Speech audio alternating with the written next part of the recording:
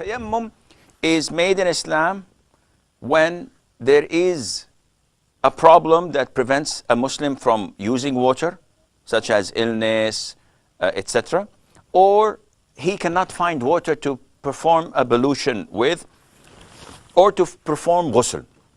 So Allah Azza wa Jal, whenever there is hardship, this warrants concessions. Allah Azza wa Jal gave us tayammum.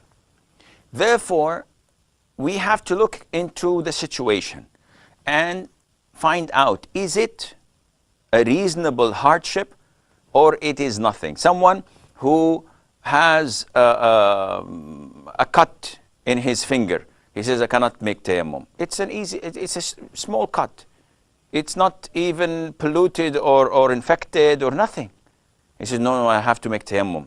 This is not logical. Someone who has stomachache, and he goes into work and comes back, he goes to the gym. When it comes to performing ablution, he says, no, this is too hard for me. I cannot go to the bathroom regularly 5 times a day.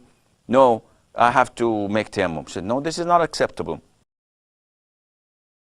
What does the Quran says? فَامْسَحُوا بِوُجُوهِكُمْ وَأَيْدِيكُمْ مِنْهُ.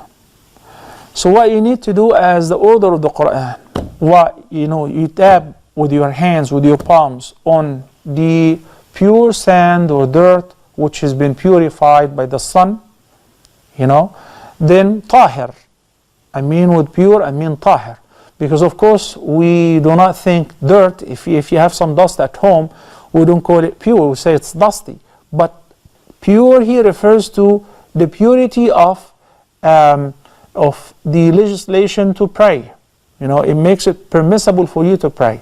So this surface, which is dusty or has sand, is tahir, pure.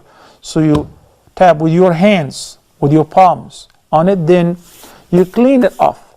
Then you wipe over your face. Then you wipe with the right hand over the left hand and vice versa. That is tayammum, and that's it. Okay, فَامْسَحُوا بِوُجُوهِكُمْ وَأَيْدِيكُمْ مِنْهُ.